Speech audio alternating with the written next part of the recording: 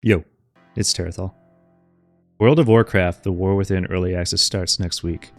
And with that, here are my top 10 tips to help you prepare for the upcoming Mythic Plus season. Upgrading gear with crests now requires 2 additional ranks. If you're a Mythic Plus player like me, this means it'll take a few more weeks to fully gear your character, since the amount of crests available each week does not seem to be increasing. However, unlike Dragonflight, Mythic Cross-Realm raiding will be available immediately with the launch of the Mythic Raid, meaning, even if you're not into raiding regularly, there should still be some groups willing to battle the early bosses of the raid on Mythic in order to fill up your vault and attempt to acquire high-level tier.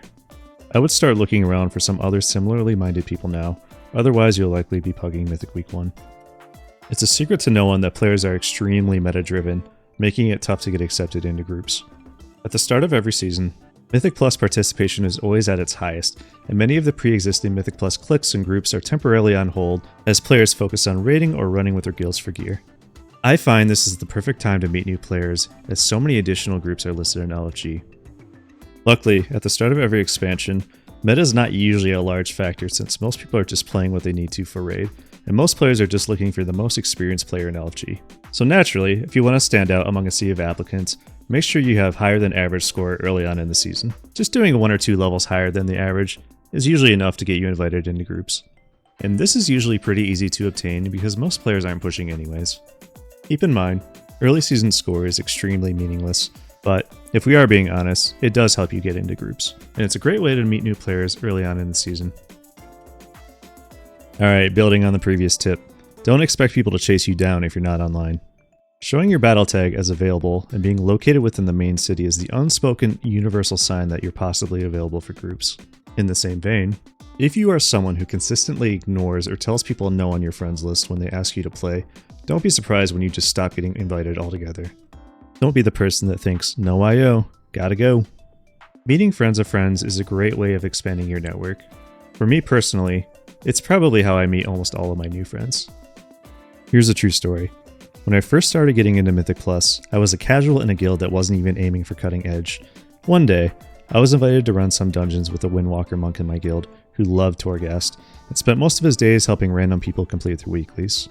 On this particular day, my monk friend invited a player he met in Torghast to join us while we geared up our alts.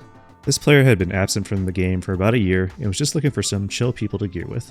Unknown to me at the time, that player was former rank 1 Rested Druid, an MDI competitor at Alois. Many of the connections I have now stemmed off that one connection, so speaking from experience, you never know who you're going to end up doing keys with. Always try to make a good impression. Everyone always talks about this, but it's worth repeating.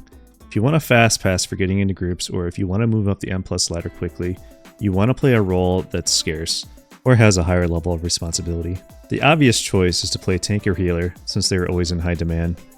Many of the dungeons feel similar to how Ruby Life Pools released on launch, and demand a high level of skill from your tank and healer.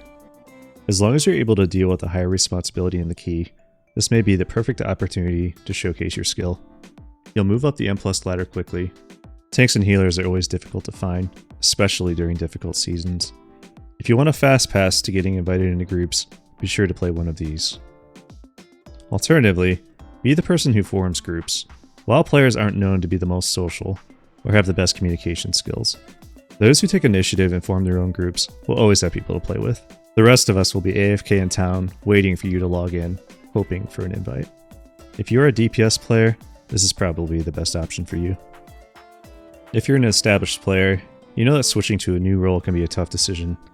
You might have a set of friends who know you as a tank, healer, or DPS, or even as a specific class, and you might have to worry about how the dynamic will change if you switch roles, or even if you'll have people to play with.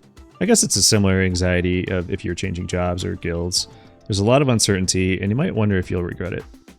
As someone who's re-rolled from tank to healer to DPS, yes, you might have to climb the ladder again to some degree. A lot of success in Mythic Plus is knowledge-based. You'd be surprised how quickly you can take the experience from your prior role and apply it to your new role, and climb right back to where you were before.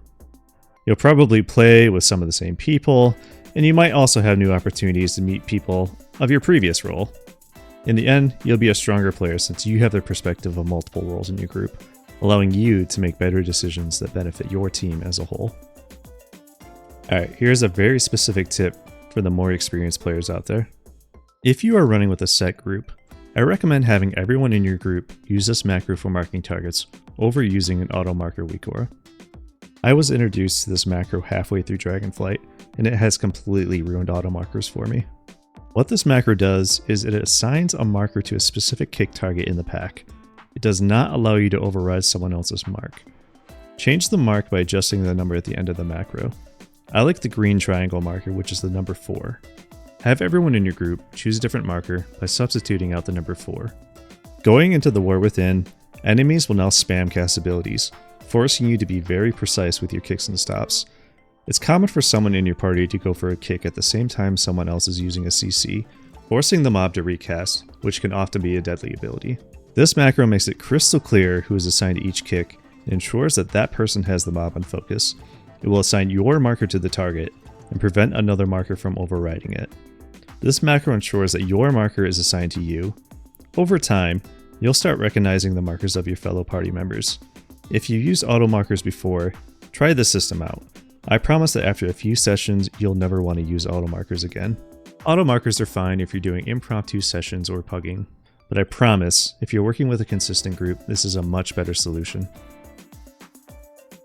This next tip has gained some popularity over the last season or two, and if you're not already using it, it might seem really annoying at first. Text-to-speech alerts are configurations within Weakaura dungeon packs, player profiles, or boss timer add-ons that speak to you and inform you of important cast and mechanics at critical times. For the longest time, players used Weakauras and sound alerts that utilize noises like gunshots, water droplets, and robot bleeps to prompt you on key mechanics.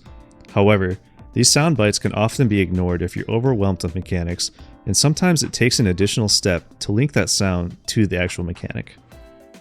In my opinion, having text-to-speech prompts is like having a good raid leader in the dungeon with you.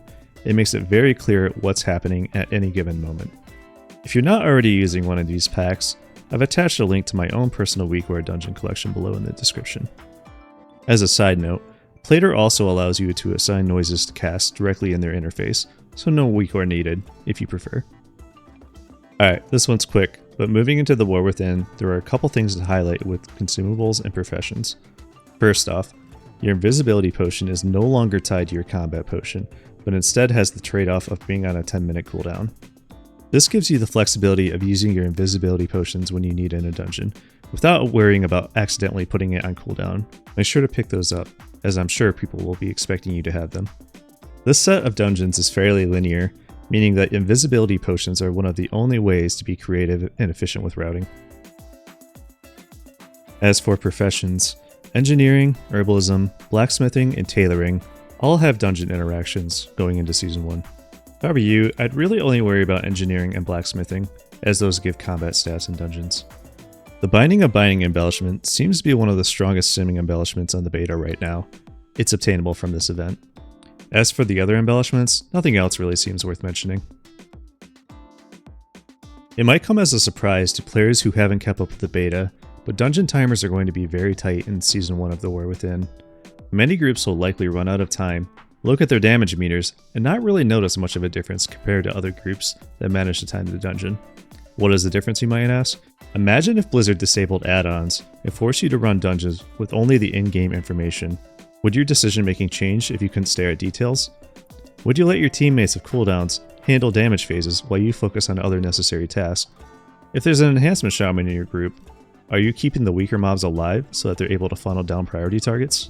Or are you spamming your AoE abilities carelessly, not knowing how the shaman in your group's abilities work? If you wipe, do you immediately think about what your party did wrong, or do you consider what you could have done differently to make a difference? Playing ethically is a larger topic, and probably could be a larger video on its own, but I'm here to warn you first, the timers are going to be tight this season, and the people that play for their team and not for themselves are going to come out on top. And for the final tip, have fun. It's a new expansion. The start of an expansion is always the best time to play. It's the perfect time to try out something new and meet new friends. I'm very excited for the War Within, and I hope you are too. Thank you for watching.